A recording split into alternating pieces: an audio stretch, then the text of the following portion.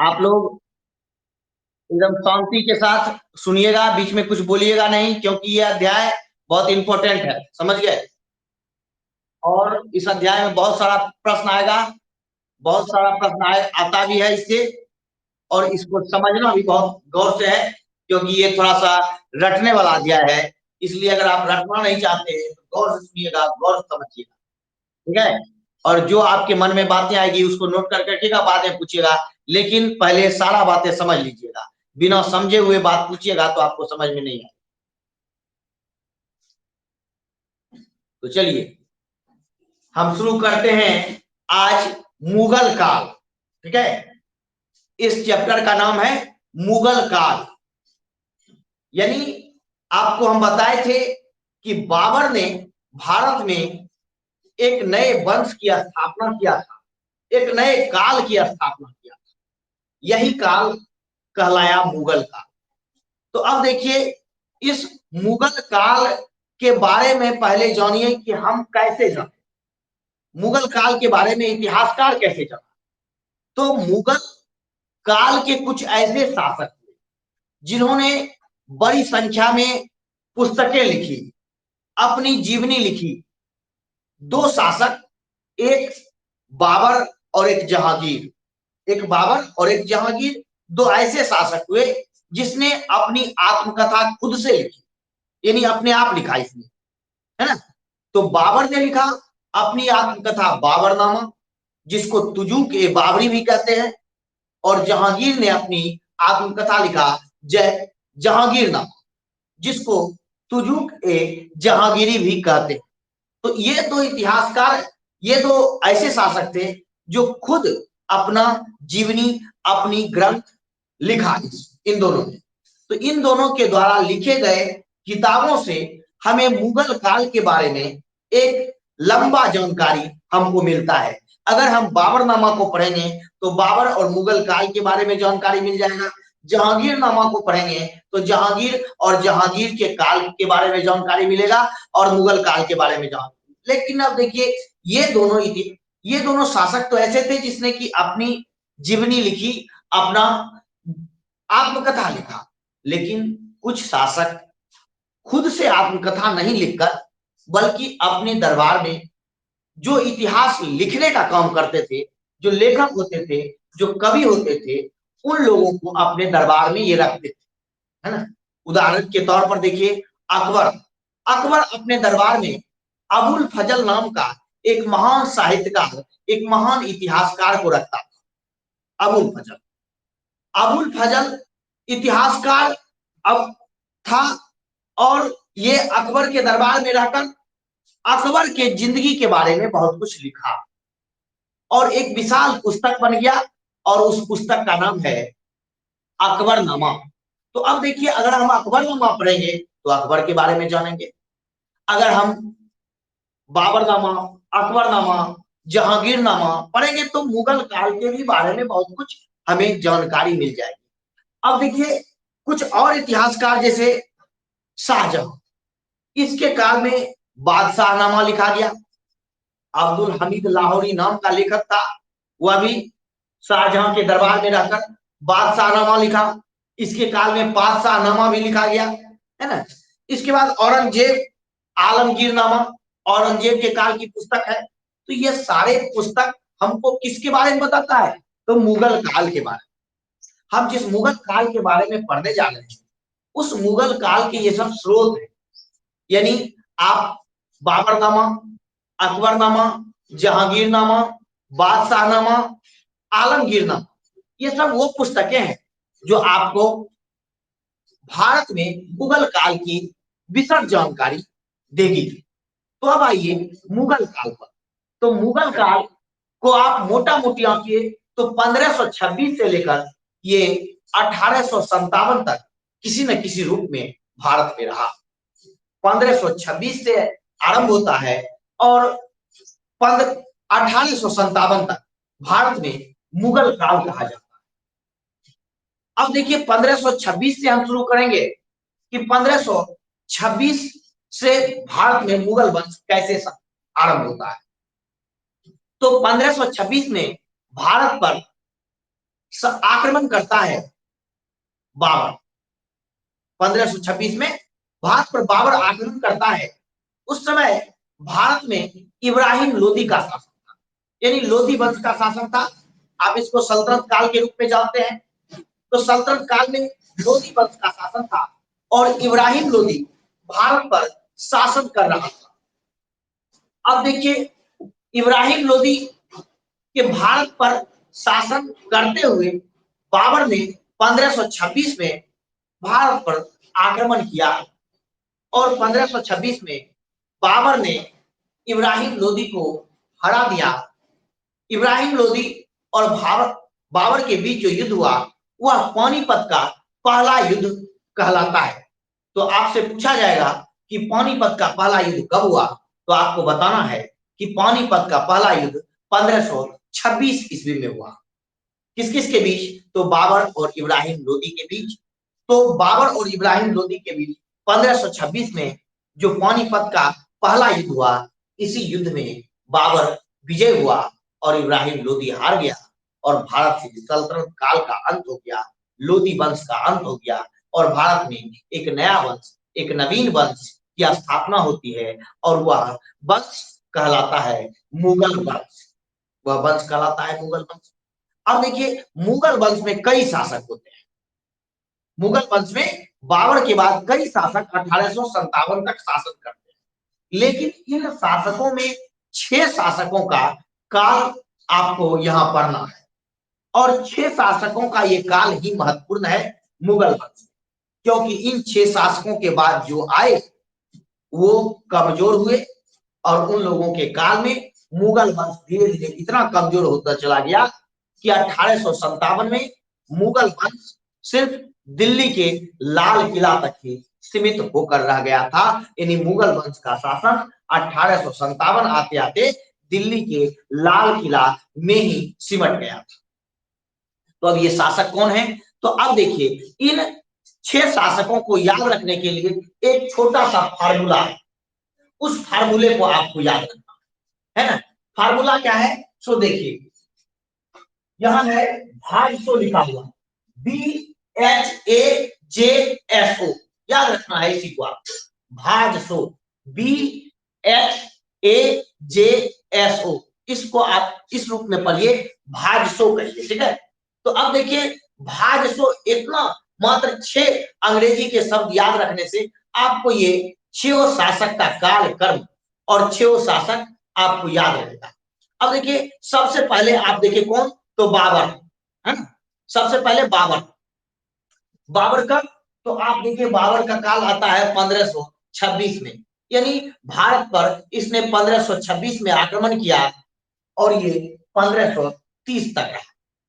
सारे का के बारे में डिटेल से बताएंगे, लेकिन एक बार इसको ध्यान में, पीरियड को ध्यान में रख लीजिए। उसके बाद तो आप देखिए, बाबर यानी भाजसो में पहला शब्द है बी और बी का अर्थ है बाबर, ठीक है। बी का अर्थ है बाबर और बाबर का काल आप देखिए तो 1526 से 1530 में रहा।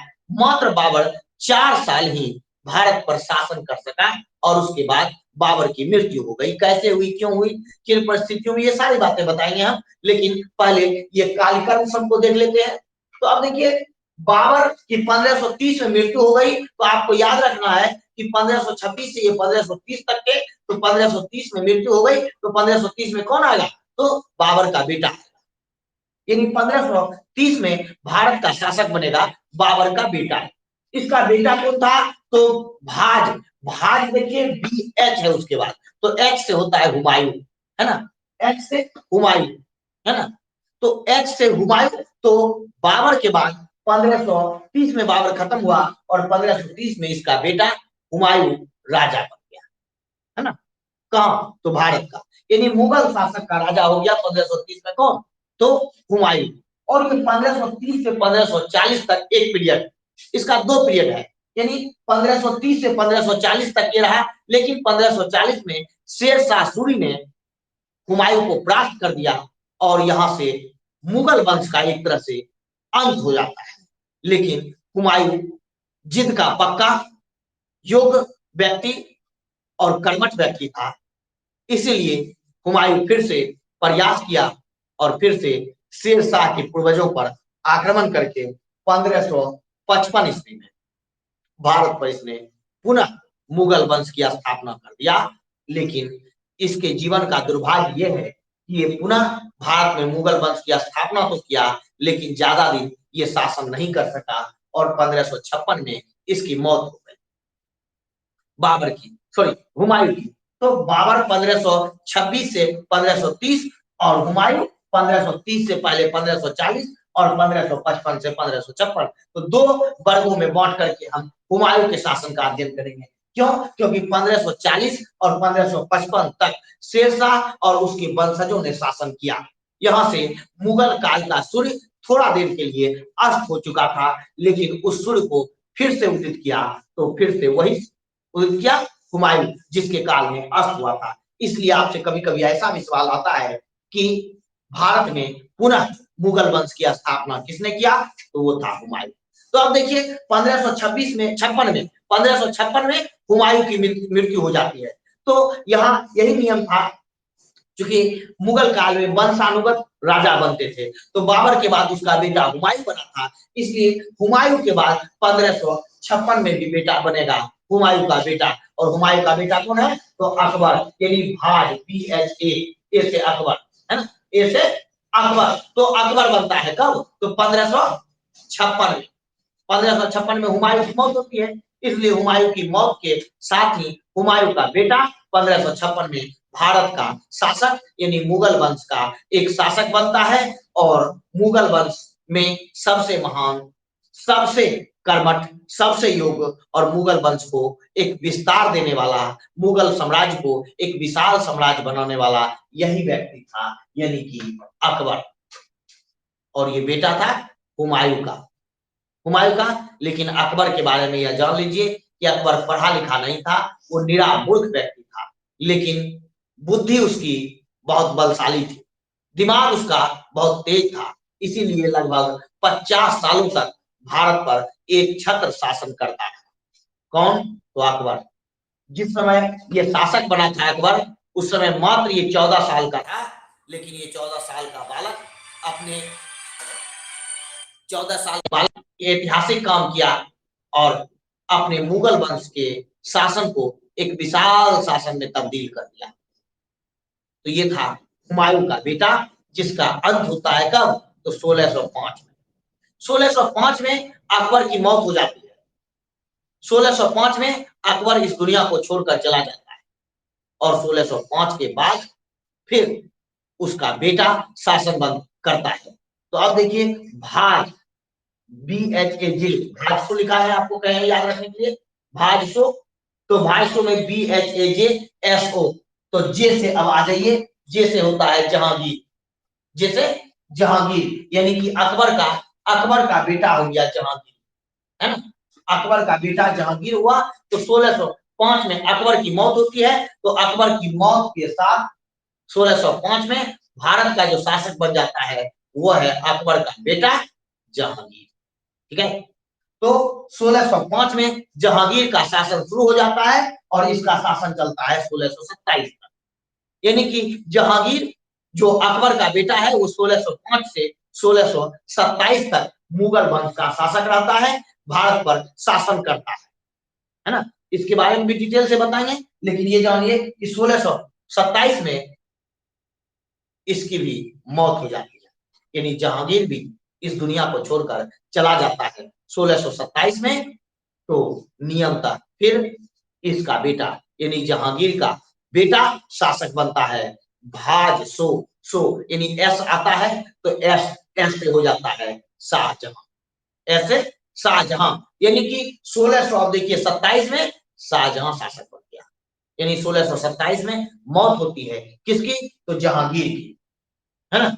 और जहांगीर की मौत के साथ उसका बेटा शाहजहां आ जाता है 1627 में। और ये 1627 से 1658 में ये 58 तक ये शासन करता है।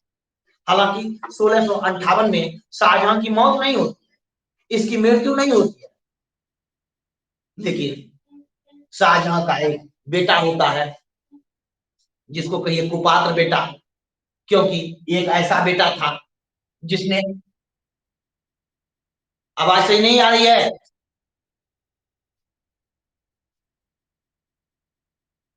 हमारी आवाज जा रही है तो आप लोग बंद कर लीजिए माइक।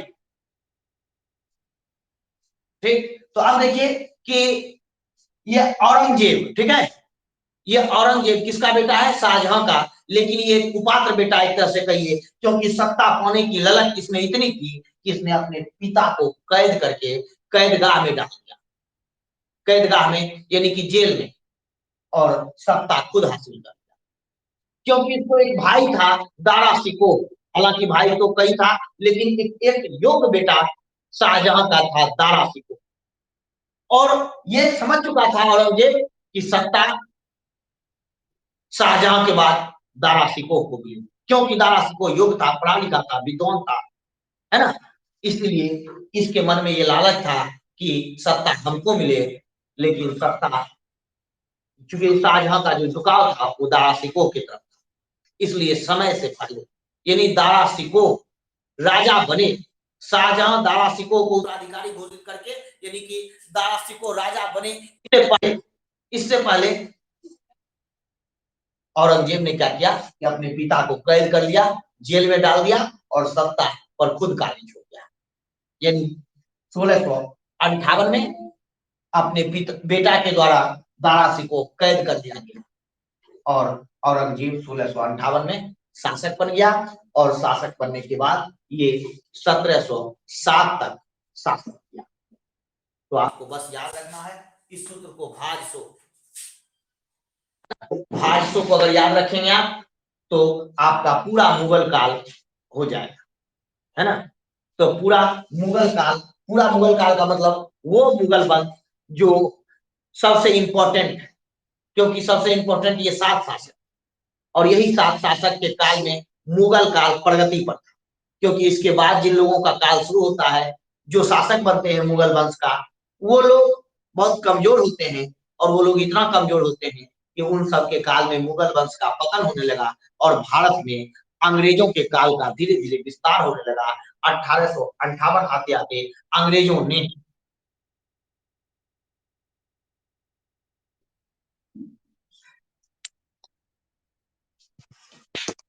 अब देखिए आवाज आ रही है? तो इसका मतलब आपका नेटवर्किंग प्रॉब्लम है, ठीक है। आप,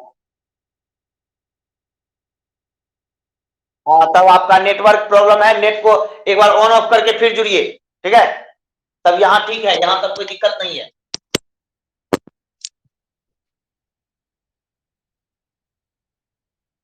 आप अपना नेट ठीक कीजिए, ऑन ऑफ करके ठीक कीजिए, ऑन ऑफ करके ठीक कीजिए।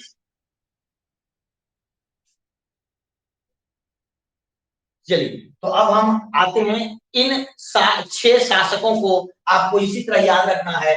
भाजसो, है ना, भाजसो आप अगर याद रखेंगे तो आपको सातों शासक याद रहेगा, और सातों शासक का जो पीरियड है वो भी कोशिश करना है याद करने का।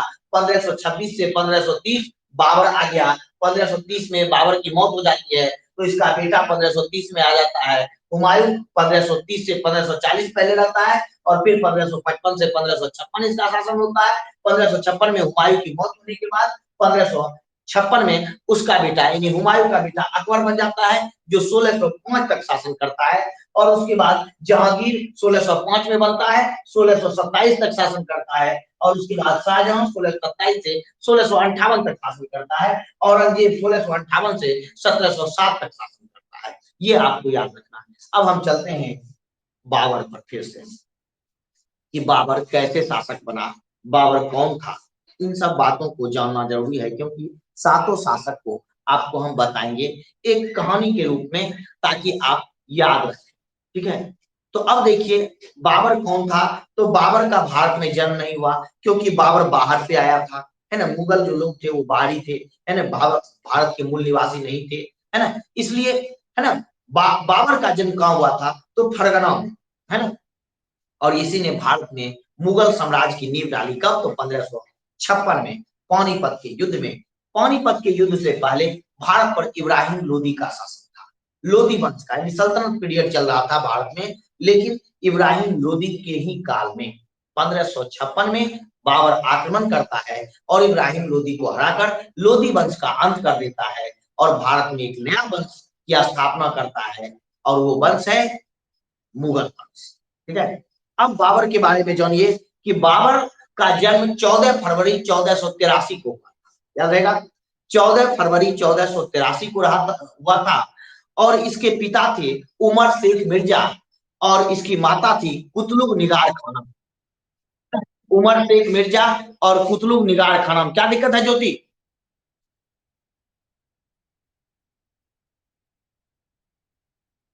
अच्छा, जो बता रहे हैं सुनिए ना, हम फिर से बता दें।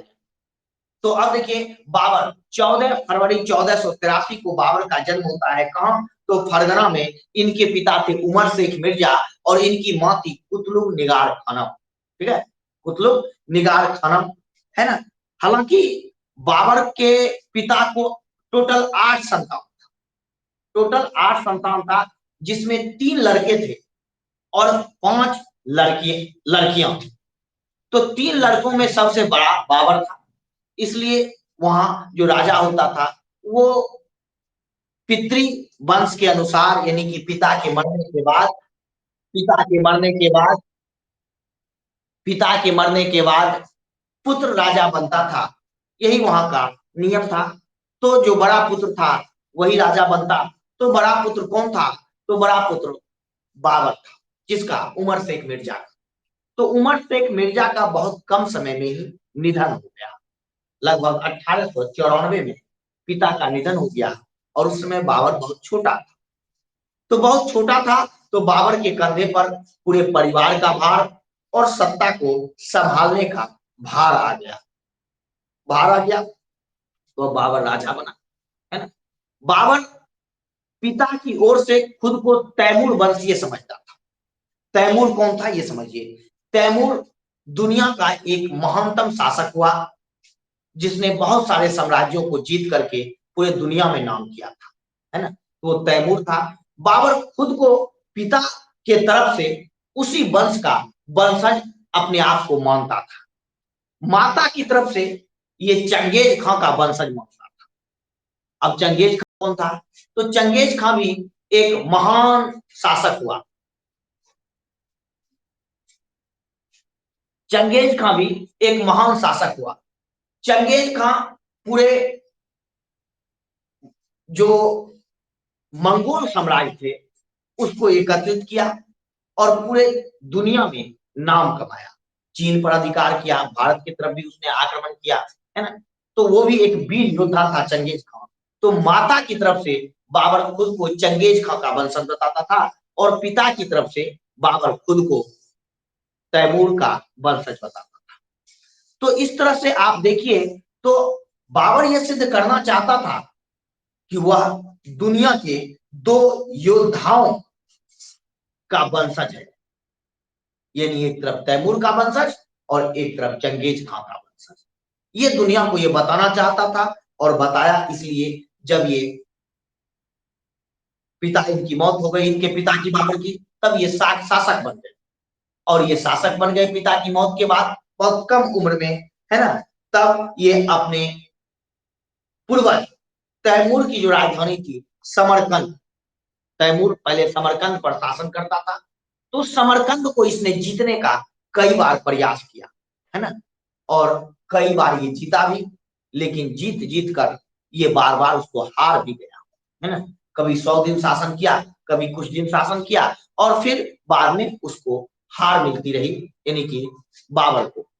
तो इस तरह से बाबर का जीवन संघर्षों का जीवन था। ये संघर्ष करता रहा, लेकिन इसी संघर्ष के बीच आपके भारत से, है ना, 2 शासकों ने उसको निमंत्रित किया। एक शासक था दौलत खां लोधी, एक शासक भारत का, ये पंजाब का सूबेदार था दौलत खां लोधी, और एक था आलम खां लोधी। तो दौलत खां लोधी और आलम खां लोधी जो पंजाब का उस समय शासक था, उसने निमंत्रण दिया बाबर को कि आइए और भारत पर आक्रमण कीजिए, हम सब आपका मदद करें, है ना। तो बाबर भारत के लोगों का निमंत्रण पाकर भारत पर आक्रमण कर दिया और ये आक्रमण 1526 में हुआ। तो 1526 में यह आक्रमण सफल रहा क्योंकि इब्राहिम लोदी को पानीपत के पहले युद्ध में बाबर ने हरा दिया और यहाँ पर अपना वंश स्थापित कर लिया। कौन? तो बाबर। अब देखिए बाबर यहाँ पर अपना वंश तो स्थापित कर लिया, लेकिन उस समय शुरुआत थी बाबर की। उस समय बाबर के पास पूरा भारत का साम्राज्य नहीं था। उस समय बाबर के पास पूरी सत्ता, पूरी शक्ति, पूरी समर्थन नहीं था। इसलिए उसका भारत में एक बहुत बड़ा दुश्मन था और ये था राणा सांगा। राणा सांगा एक ताकतवर शासक था और ये बाबर को भारत से हर हाल में निकाल करके ही दम लेना चाहता था। तो ये स्वाभाविक था कि दोनों में एक समय आता और युद्ध होता। तो राणा सांगा और बाबर के बीच आगे चलकर 1527 में युद्ध होता है। 1527 में, याद रखिएगा, युद्ध होता है। और यहां देखिए कि सौभाग्य बाबर के पास होता है और दुर्भाग्यवश इस युद्ध में राणा सांगा, जो भारत का एक महान योद्धा था, वो हार जाता है और बाबर को भारत में एक जो बड़ा दुश्मन है ना, वो दुश्मन भी समाप्त हो जाता है ना। अब देखिए 1527 में राणा सांगा को हराता है, लेकिन एक और दुश्मन पैदा हो जाता है और वो था महमूद खान लोधी। तो महमूद खान लोधी पर आक्रमण करता है बाबर 1529 ईस्वी में। इसको हम घाघरा का युद्ध कहते हैं। तो 1529 ईस्वी में महमूद खान लोधी और बाबर के बीच एक भयंकर युद्ध होता है और यहाँ भी बाबर विजय हासिल कर लेता है और इस तरह से धीरे धीरे और उसने उन्नति कर लिया। राणा सांगा जैसे ताकतवर शासक को हरा दिया, है ना। उसके बाद महमूद खान लोधी जैसे ताकतवर को हरा दिया और भारत में इसने अपना शानदार शासन स्थापित कर दिया। कौन? तो बाबर। अब देखिए ये जब से भारत आया था तब से काफी युद्धों में व्यस्त रहता, दिन रात ये युद्ध करता था, इधर से उधर भाग, उधर से इधर दौड़। और दूसरी बात ये थी, ये समरकंद के इधर रहने वाला व्यक्ति इधर आया था भारत में, तो भारत की जलवायु, यहाँ की पानी, यहाँ की हवा, ये सब इसको सूट नहीं कर रहा था। तो विकट परिस्थिति थी बाबर के लिए और दिन रात युद्ध करना पड़ता था। इसीलिए बाबर का स्वास्थ्य हो गया खराब। बाबर का स्वास्थ्य खराब हो गया और बाबर का जब स्वास्थ्य खराब हो गया तो बाबर की मौत हो गई। कब? तो 25 दिसंबर, है ना, 25 दिसंबर 1530 को बाबर की मौत हो जाती है और इस प्रकार बाबर इस दुनिया को छोड़कर चला जाता है। लेकिन छोड़कर जाने से पहले बाबर भारत में एक विशाल साम्राज्य की स्थापना करके जाता है और उस साम्राज्य को हम कहते हैं मुगल वंश। अब बाबर की मृत्यु हो जाती है 1530 में, तो कौन शासक बनता है? तो आप सब देख रहे हैं कि बाबर के बाद बनता है शासक उसका बेटा हुमायूं। ठीक है। अब हुमायूं की कहानी समझिए कि क्या है ना। शॉर्ट में बता रहे हैं बाबर। हुमायूं की कहानी समझिए कि क्या है कि हुमायूं यानी अकबर के मरने के बाद राजा बन जाता है 1530 में। हुमायूं का जन्म हुआ है 1508 में, ठीक है। और इसकी माँ का नाम था माहिम सुल्ताना। क्योंकि मुगल वंश के जो शासक थे वो लोग अनेक शादियां किया करते थे, तो बाबर ने भी अनेक शादियां की थी। उसी में एक थी माहिम सुल्ताना और इसी महिला माहिम सुल्ताना के कोख से एक बेटा जन्म लेता है और यही है हुमायूं, है ना। हालांकि ये कई भाई बहन था। कौन? तो हुमायूं। और जब बाबर मरने लगा तब बाबर ने हुमायूं को से ये वचन लिया कि अपने सभी भाइयों को तुम्हें खुश रखना है और साम्राज्य का बंटवारा सभी भाइयों में कर देना है। लेकिन ये बात ही जो बाबर ने कही वो गलती की, है ना। और यही जो बाबर के द्वारा हुमायूं को कहा गया कि अपने भाइयों में बंटवारा कर दीजिए राज्य का, यही यही बाबर की गलती, क्योंकि अपने पिता का जो वचन था उस पिता के वचन को हुमायूं ने पूरा किया और जो भाई था उन सब भाइयों को साम्राज्य थोड़ा थोड़ा दे दिया। तो अब देखिए कामरान जो हुमायूं से छोटा था उसको काबुल और कंधार का क्षेत्र दे दिया कि जाओ भाई तुम यहाँ शासन करो। उससे छोटा था अस्करी, है ना, अस्करी को संभल दे दिया और उससे छोटा हिंदाल, हिंदाल को अलवर दे, है ना, तो याद रखना है। हुमायूं अपने भाइयों में साम्राज्य का बंटवारा कर दिया। कामरान को दे दिया काबुल और कंधार, कामरान को काबुल और कंधार दे दिया, और अस्करी को संभल दे दिया, हिंदाल को अलवर दे दिया। इसमें जो कामरान था ये बहुत महत्वाकांक्षी था और खुद को हुमायूं से बड़ा समझता था। खुद को लगता था इसको कि हुमायूं को गद्दी नहीं बल्कि गद्दी हमें मिलना चाहिए, यानी कामरान ये सोचता था। और जो दो भाई थे अस्करी और हिंदाल, ये सब षड्यंत्रकारियों के हाथ की कठपुतली बन गया था। इसलिए क्योंकि दरबार में देखिए हमेशा षड्यंत्र चलता है। कामरान तो सोचता ही था कि सत्ता हमको मिले, और दो भाई और हिंदाल और अस्करी। तो दुर्भाग्य देखिए हुमायूं का ये कि जिन भाइयों को हुमायूं खुश करने का प्रयास किया, वही भाई हुमायूं का दुश्मन बन बैठा। वही भाई कभी मुसीबत में हुमायूं का साथ नहीं दिया। और यही वजह है कि जब 1540 में, 1539 में और 1540 में दो बार शेरशाह ने हुमायूं पर आक्रमण किया, तो किसी भाई ने हुमायूं की कोई मदद नहीं की, क्योंकि सारे भाई अपने ही स्वार्थ में जीने वाले थे, अपने खुद को सत्ता का मठाधीश समझते थे ये सारे भाई। तो इसीलिए हुमायूं को किसी ने मदद नहीं की, किसी ने साथ नहीं दिया, और यही दुर्भाग्य हुमायूं के साथ रहा कि हुमायूं शेरशाह से हार गया। अब देखिए क्या होता है, अपने भाइयों को इसने साम्राज्य बांट दिया, कुछ ही दिन बेचारा शासन किया।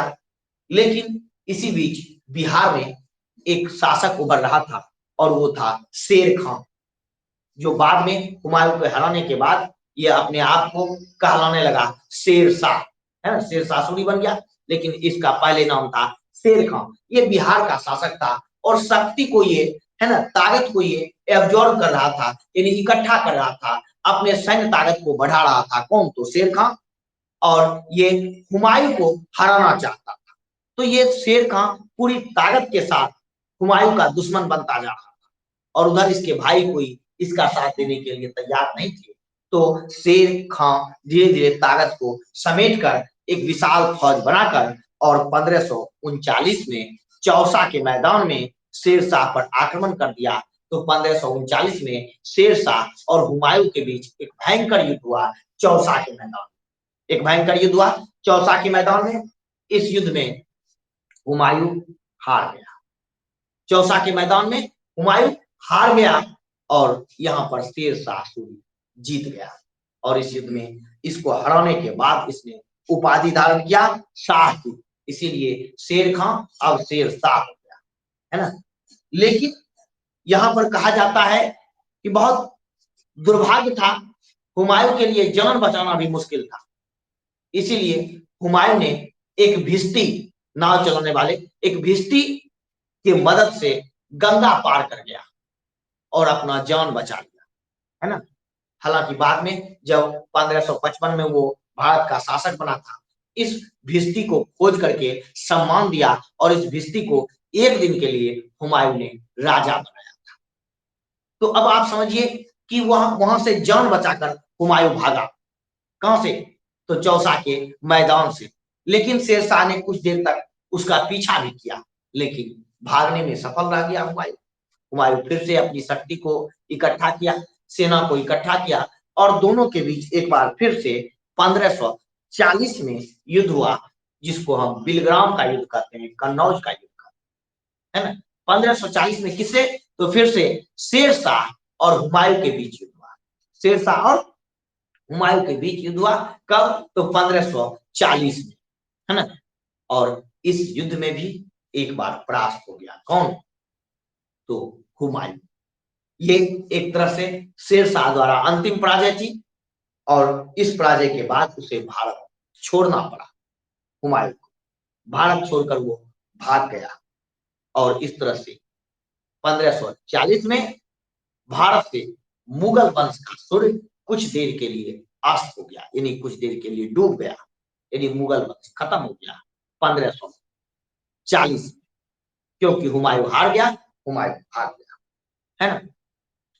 इसी दौरान हुमायूं ने विवाह किया हामिदा बानो बेगम से। यानी इस युद्ध के हारने के बाद जब ये भागा तो इसने हामिदा बानो बेगम से विवाह किया और बाद में इसी हामिदा बानो बेगम की कोख से एक बच्चा पैदा होता है और वो बच्चा है अकबर, है ना। ये इसी भटक रहा था 1540 से 1555 के बीच, ये इधर उधर भटक रहा था। तो एक राजा ने इसको कुछ देर के लिए शरण दिया था और ये राजा कौन था? तो ये अमरकोट के राजा वीरसाल थे। तो अमरकोट के राजा वीरसाल के यहाँ इसने शरण लिया था। किसने? ये हुमायूं। और यहीं पर हामिदा बानो बेगम की कोख से 1542 में एक बच्चे का जन्म होता है और उस बच्चे का नाम है अकबर, है ना।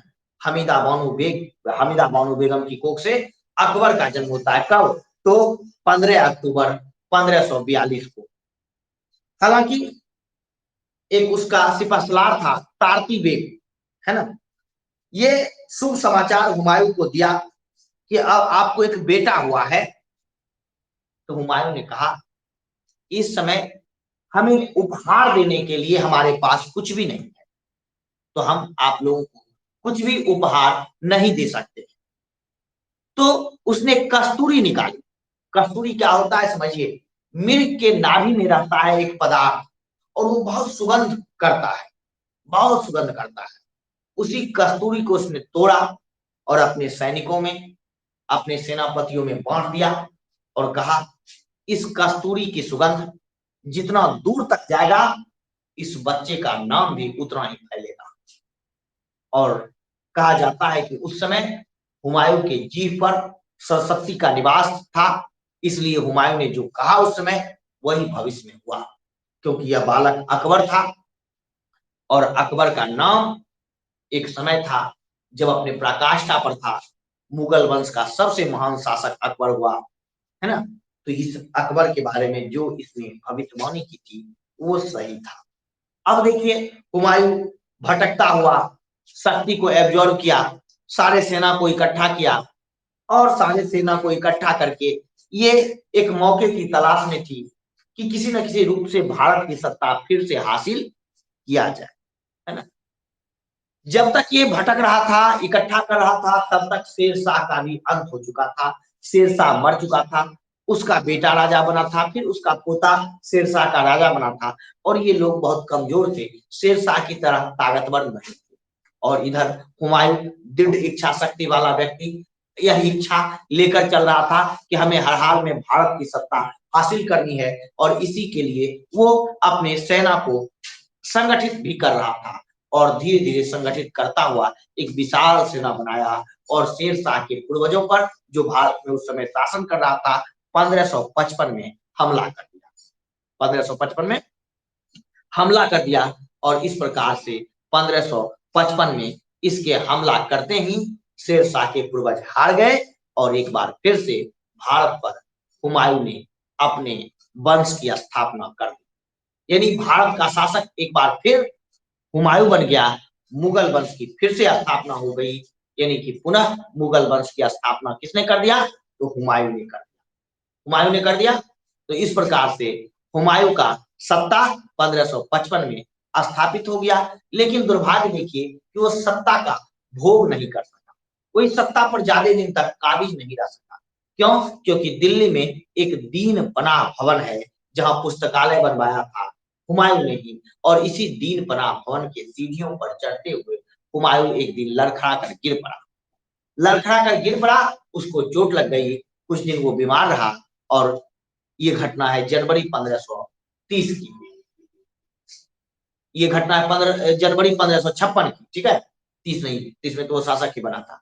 1556 में ये लड़खड़ा करके गिर पड़ा और इसके गिरने के बाद इसको चोट लगी, कुछ दिन बीमार रहा और कुछ दिन बीमार रहने के बाद ये 1556 में ही इस दुनिया को छोड़कर चला गया।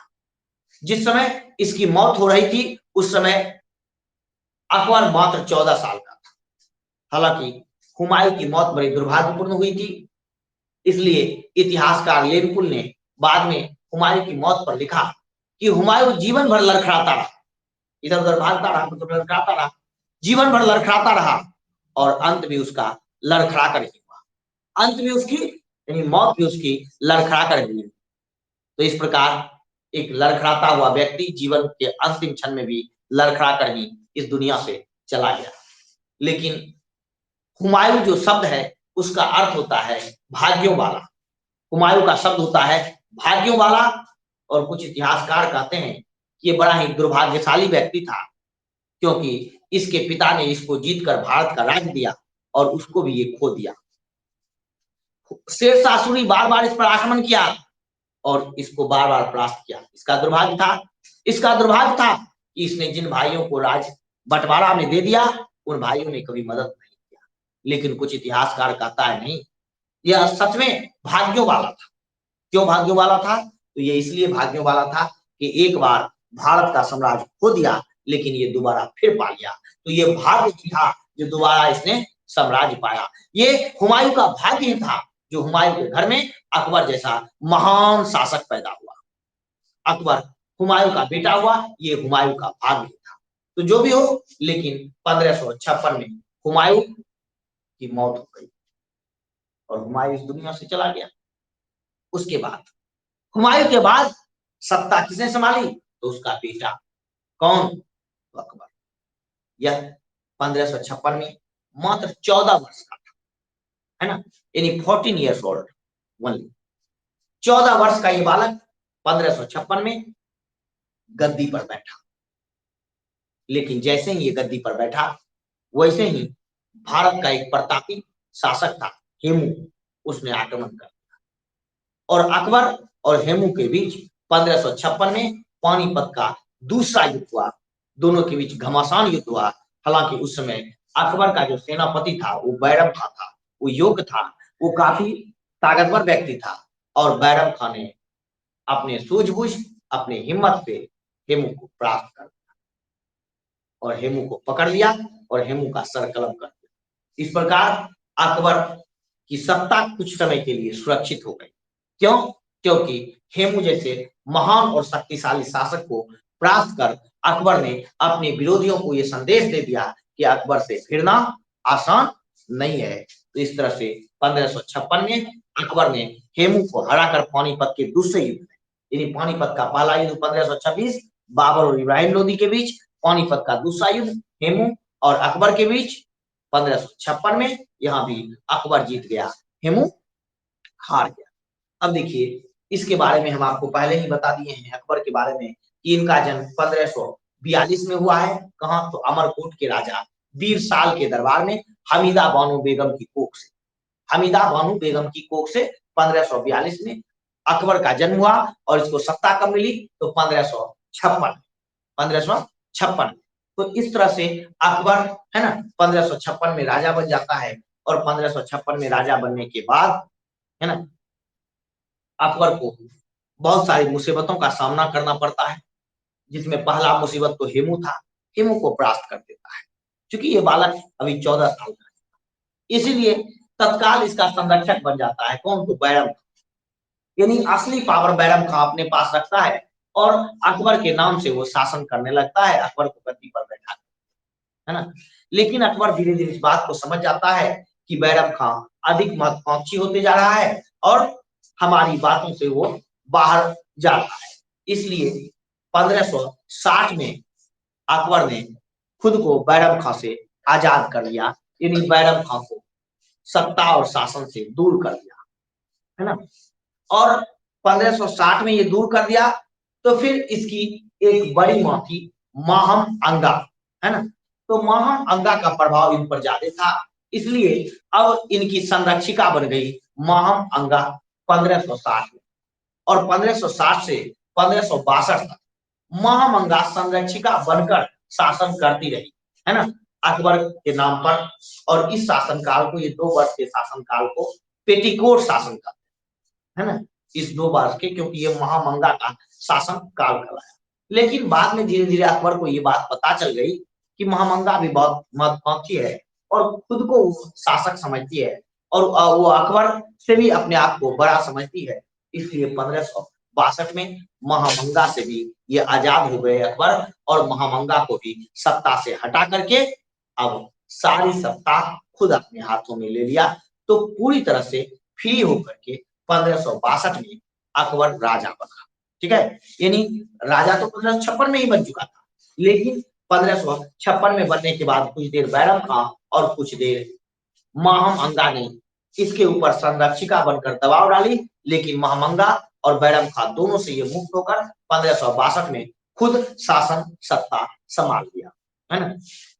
अकबर की मां कौन थी? तो हमीदा बानो बेगम, याद रखिएगा, कभी कभी पूछता है तो आपको बताना होगा, है ना। तो इस तरह से 1562 के बाद हम आते हैं। तो अब देखिए 1562 के बाद इसने जब साम्राज्य का अपना विस्तार शुरू किया, क्योंकि अब इसका असली शासक खुद बन चुका था, सारा सत्ता इसके हाथों में आ चुकी थी, सारी शक्ति इसमें इसके हाथों में आ चुकी थी। तो अब देखिए इसने आसपास के क्षेत्रों को जीतना आरंभ कर दिया अकबर ने, और अपने साम्राज्य का विस्तार करना शुरू कर दिया।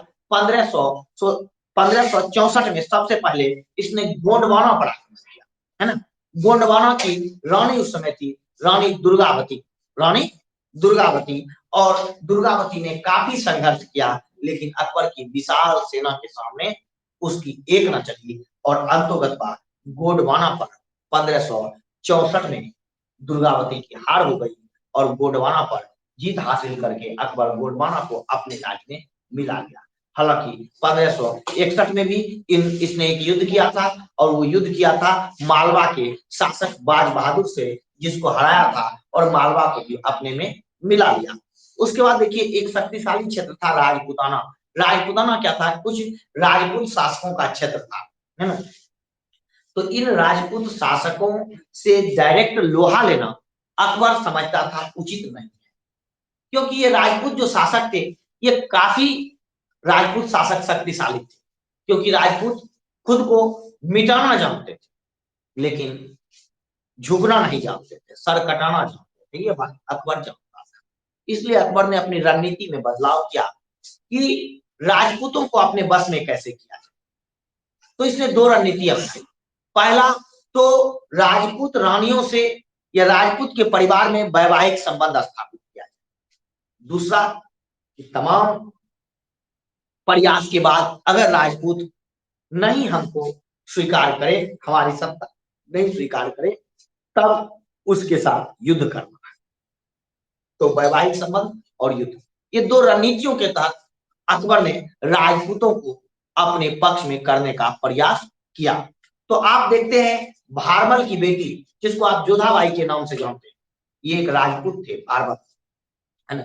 इसका पूरा नाम है भारमल कछवाहा, है ना। हालांकि इतिहास में इस जोधाबाई को हरकाबाई भी कहा गया है। तो भारमल कछवाहा की पुत्री हरकाबाई हुई, तो हरकाबाई को ही भविष्य में, है ना, जोधाबाई के नाम से जाना गया। जो आप फिल्म वगैरह देखे हैं जोधा अकबर, उसमें इसका नाम जोधाबाई रहता है ना, लेकिन इतिहास में इसका नाम हरकाबाई होता है। ठीक है, तो अब देखिए सबसे पहले भारमल कछवाहा की बेटी जोधाबाई से विवाह करता है, तो एक तरह से एक राजपूत शासक से ये संबंध स्थापित करता है, और राजपूत शासक से संबंध स्थापित करके ये राजपूत को अपने पक्ष में करता है। क्योंकि जब ये हरकाबाई जोधाबाई से विवाह हो जाता है, तो एक वैवाहिक संबंध हो जाता है अकबर और भारमल कछवाहा के बीच। तो भारमल कछवाहा अब इसके दुश्मन नहीं, दोस्त यानी रिश्तेदार बन जाते हैं, और भारमल का राज्य एक तरह से अकबर के राज्य के अधीन आ जाता है ना। भारमल का बेटा था भगवान दास और वहां के मान सिंह। भगवान दास और मान सिंह को अकबर अपने दरबार में रख लेते हैं, ऊंचे ऊंचे पद देते हैं। मान सिंह तो बाद में अकबर का महान सेनापति भी बना था, है ना। तो इस तरह से, है ना, ये यानी कि राजपूतों के साथ वैवाहिक संबंध स्थापित करते हैं। लेकिन कुछ ऐसे शासक थे राजपूतों में भी जो अकबर से, मुगलों से वैवाहिक संबंध स्थापित नहीं करना चाहते थे। इसी में एक महान शासक हुआ राणा प्रताप, है ना। महाराणा प्रताप जिसको आप कहते हैं हल्दी घाटी का युद्ध, है ना। तो महाराणा प्रताप एक ऐसे शासक हुए जो कभी अकबर के सामने नहीं झुका। वो कहा हम घास की रोटी खा लेंगे, लेकिन अकबर के सामने कभी नहीं झुकेंगे। तो अकबर ने इसके खिलाफ समझ गया कि इसके खिलाफ वैवाहिक संबंध से संबंध नहीं बन सकता, तो इसके खिलाफ युद्ध की नीति अपनाई, युद्ध की नीति अपनाई।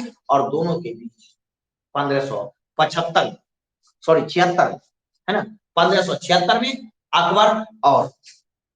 अकबर और महाराणा प्रताप के बीच हल्दी घाटी का भयंकर युद्ध हुआ, है ना।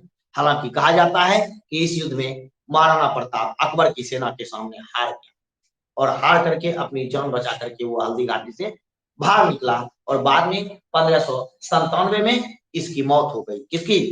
तो महाराणा प्रताप की। इस प्रकार एक ऐसा राजपूत शासक जो कभी अकबर के सामने नहीं झुका, अंत में वो हार गया और हार कर फिर चला गया और फिर बाद में उसकी मौत भी हो गई। तो इस प्रकार राजपूत शासक, बहुत सारे राजपूत शासक वैवाहिक संबंध बना करके भी अकबर को मान चुके थे राजा, और बहुत सारे लोग उससे युद्ध करके कट मर गए थे और तब उसको राजा स्वीकार किया, है ना। तो इस प्रकार राजपूतों के खिलाफ ऐसा इसकी रणनीति थी, लेकिन राजपूतों को भी अपने शासन में ये मिलाने का प्रयास किया और मिला लिया। ठीक है। उसके बाद देखिए 1572 में इसने गुजरात की तरफ रुख किया था और गुजरात को भी इसने जीत लिया था। हालांकि गुजरात जीतने के उपलक्ष्य में, है ना, ये चूंकि इसके एक बात है कि गुजरात जब ये जीता था तब इसने पहली बार समुद्र को देखा, यानी इससे पहले समुद्र का दर्शन इसको नहीं हुआ था अकबर। तो गुजरात विजय करने के बाद इसने पहली बार समुद्र को देखा और गुजरात विजय के ही उपलक्ष्य में इसने फतेहपुर सिकरी, जो कुछ दिनों के लिए अकबर की राजधानी भी बनी थी, फतेहपुर सिकरी में एक बुलंद दरवाजे का निर्माण किया, एक विशाल दरवाजे का निर्माण किया। कौन? तो अकबर। तो इस प्रकार से हम कह सकते हैं कि गुजरात को भी इसने जीत लिया। उसके बाद हल्दी घाटी का युद्ध तो आपने देख ही लिया। 1595 की बात, 1595 में इसने गंधार पर आक्रमण किया और गंधार को जीत लिया। 1586 में अकबर ने कश्मीर पर आक्रमण किया और कश्मीर को भी जीत लिया। तो इस प्रकार गंधार, कश्मीर, है ना, ये सब को इसने जीत लिया। काबुल, ये सारे चीजों को इसने जीत लिया और 1600 में इसने अहमदनगर का किला, जो अत्यधिक सुरक्षित किला माना जाता था, उस पर भी आक्रमण किया और उसको भी इसने विजित कर लिया अकबर ने।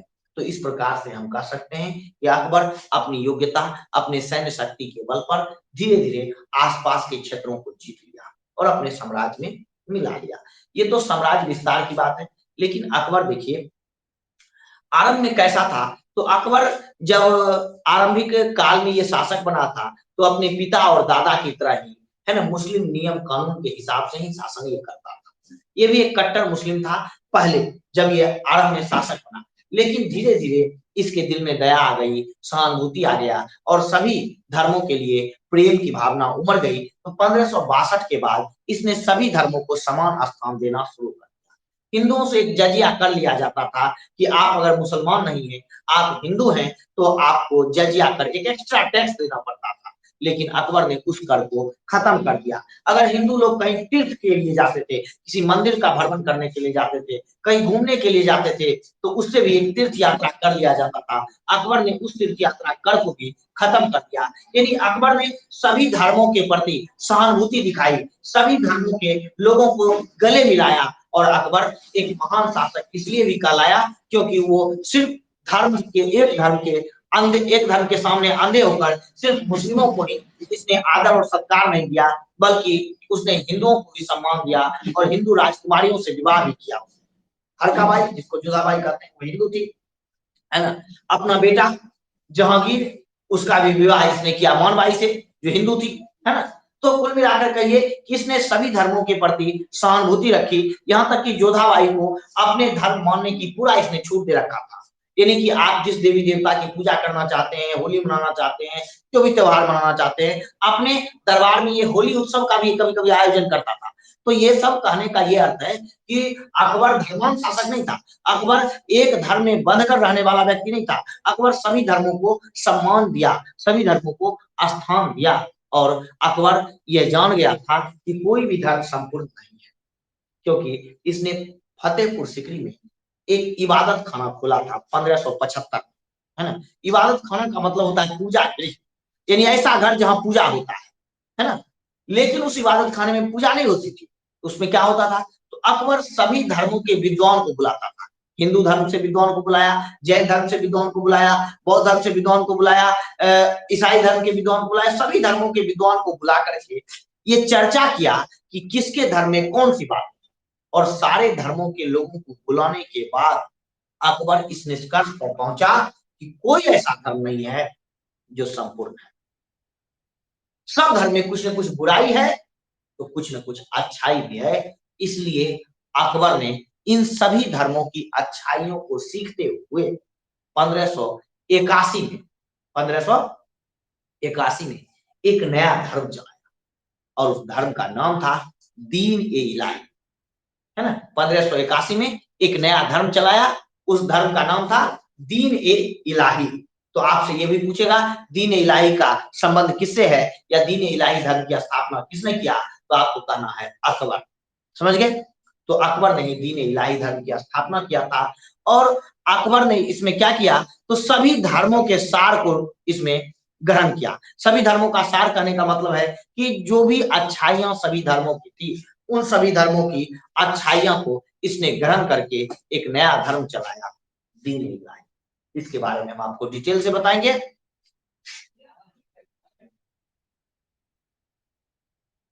तो अब हम अकबर तक यहाँ बढ़ाए हैं, तो अब 3 शासक और बचा है। कौन कौन? तो अकबर के बाद जहांगीर, जहांगीर के बाद शाहजहां और शाहजहां के बाद औरंगजेब। समझे। तो इस 3 शासक को कल बताएंगे, लेकिन अब आप लोग बताइए कि ये जो हम बताए आपको 3 शासक, इसमें कोई समझ में नहीं आया तो आप पूछिए, बोलिए। अच्छा, आपके जब कभी आराम से बैठिएगा घर में, जब आपके पास मोबाइल रहेगा, ठीक है, 3-4 घंटे के बाद, तब इस में जाइएगा हिस्ट्री क्लास में और रिकॉर्डिंग खोल लीजिएगा। रिकॉर्डिंग में ये आपको अवेलेबल मिल जाएगा, लेकिन अभी नहीं मिलेगा, 3-4 घंटे बाद मिलेगा, ठीक है। हाँ, अब सब एक के बार बोलेगी तब सुनाई पड़ेगा लड़की।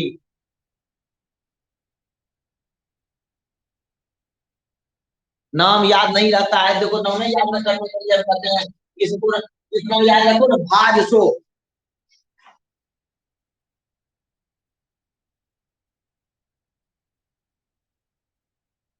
एकदम उन सबको याद रखना होगा, अजीब अजीब नाम कैसे नहीं याद रखना, ये पहले याद कीजिएगा ना। इतना ही याद रखना, 7 शब्द भाज सो, इसीलिए ना आपको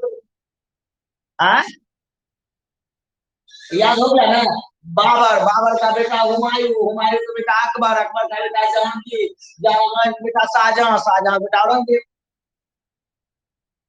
इतना वो याद है। तो कौन कब बना, तो बाबर 1526 से 30, 30 में बाबर मर गया, तो 30 में उसका बेटा बना। 1530 से 1540 हुमायूं, और फिर 1540 में इसको शेर शाह सूरी भगा दिया। फिर 1555 में ये आया, 1555 से 1556 में हुमायूं, फिर 56 में मर गया, तो 56 में हुमायूं का बेटा कौन, अकबर बना 1556 में। 1556 से 1605 तक ये रहा, फिर 1605 में ये मर गया तो फिर इसका बेटा कौन, तो इसका बेटा, हाँ, जहांगीर। तो जहांगीर बना 1605 में, चूंकि 1605 में पिता मरा तो बेटा बना, तो 1605 में ये बना, यानी कि जहांगीर बना, और ये 1627 तक रहा। तो 1627 में फिर ये मर गया, यानी जहांगीर मर गया, तब फिर कौन, तो इसका बेटा शाहजहां। तो शाहजहां 1627 में बना, 1658 तक ये रहा, और 1658 के बाद एक कुपात्र बेटा पैदा हुआ था, वो था औरंगजेब। समझे। हाँ, काय को अपना पिता को कैद कर लिया, शाहजहां को कैद करके जेल में डाल दिया, और वो नाप के भेजता था भोजन अपने पिता के, समझ गए, पानी भी नाप के भेजता था। तो उसका पिता जब भेजा खबर कि इतना पानी और इतना भोजन में तो हम मर जाएंगे, तो कहा कि आपको जीने के लिए कौन रखा है, आप जितना जल्दी मर जाइएगा उतना ठीक रहेगा। समझे। तो ये ऐसा कुपात्र बेटा। और कोई नहीं समझे कुछ तो बोलिए। हाँ, इकोनॉमिक्स का कोड दे देंगे, इकोनॉमिक्स का संडे संडे क्लास होगा, जितना बजे क्लास था 8 बजे सुबह।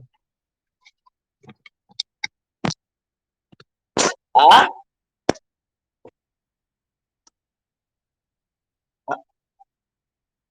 पॉलिटिकल साइंस में 12 स्टूडेंट हो गए हैं, पॉलिटिकल साइंस पढ़ाएंगे, लेकिन सब जुड़िएगा तब। तो पॉलिटिकल साइंस का जो समय है, उस समय होम साइंस में अभी 4-5 विद्यार्थी जुड़े हैं, तो 4-5 को है होम साइंस में। अच्छा, तब देख लेते हैं, नहीं पूरे आज के कौन कौन पढ़िएगा होम साइंस?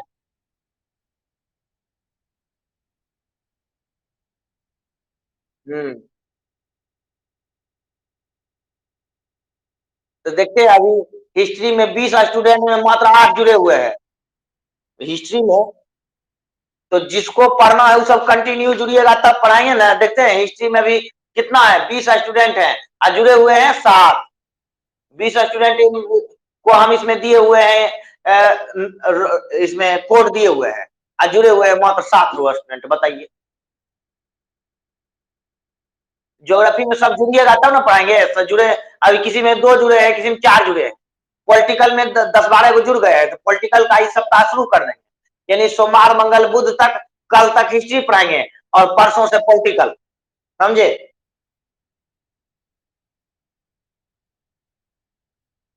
अच्छा ठीक है, अगर होम साइंस में सब देख लेंगे, कम से कम 8 को भी जुड़ जाइएगा, शुरू कर देंगे। ठीक है, लेकिन आप लोग अपना नेटवर्क ठीक रखिए। देखते हैं आवाज आप लोगों की कट कट के आती है। मेरा कट कट के आता है? देखिए ठीक करते हैं हम। अब देखिए मेरा ठीक है। तब मे, मेरा कटेगा, ठीक हो जाएगा जल्दी, लेकिन आप लोग। हाँ, कोड देखिए निकालना न पड़ेगा। अच्छा, कोड हम इकोनॉमिक्स का। अच्छा, आप लोग पहले ये बताइए, अभी जितना पढ़ा है उसमें कोई दिक्कत नहीं? अच्छा, तो क्विज वाला एगो वीडियो डाले, देखे आप लोग? देखे ना, फिर उस तरह क्विज होगा, लेकिन तैयारी कीजिएगा तब ना। हाँ, संडे संडे आप लोग का नेटवर्क ठीक रहेगा तब, नेटवर्क के खराब रहता है। हाँ हाँ, संडे को क्लास चलेगा उसका, अर्चना सबका, इकोनॉमिक्स का। अच्छा, आप लोग तैयारी कीजिए, फिर चलेगा, चिंता मत कीजिए। ठीक है, तो आज यहीं पर खत्म करते हैं, है ना? तो अब आप निकल जाइए, और जो इकोनॉमिक्स वाला है वो सिर्फ रुकिए, बाकी सब अपना अपना जाइए घर। निकलिए, इकोनॉमिक्स जो है उसको कोड दे देते हैं अभी।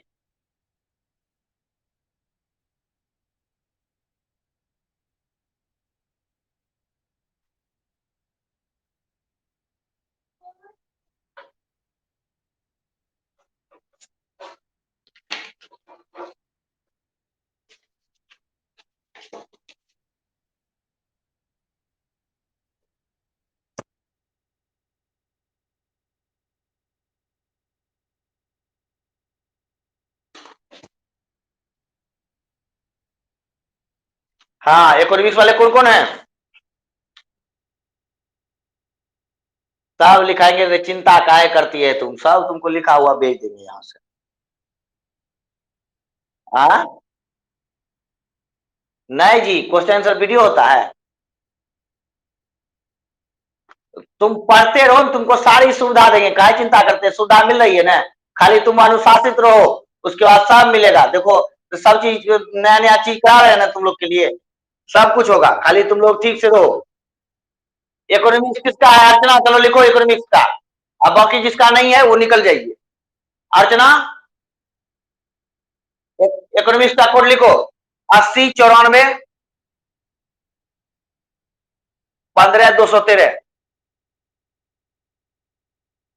बस, और किसी का नहीं ना है इकोनॉमिक्स? प्रीति भाग गई तो उसको क्या करे? जिसके पास किताब है वो सब कल मुगल काल ये पढ़ के आइएगा, कल सवाल पूछेंगे और तब बचे हुए 3 शासक के बारे में पढ़ाएंगे। ये बहुत लंबा चैप्टर है, ये चलेगा 2-3 सप्ताह तक, ये चैप्टर चलेगा, समझ गए? हाँ, बहुत लंबा है। तो चलिए, अब आप लोग अपना अपना खत्म कीजिए, यहाँ से क्लास निकल जाइए। निकलिए, तब हम यहाँ से काटेंगे। देखो, मुस्कान तुमको कहे ना अनुसारहीनता फिर शुरू कर दी थी। अब तुम लोग कोई क्विज नहीं तुम्हारे लिए कराएंगे।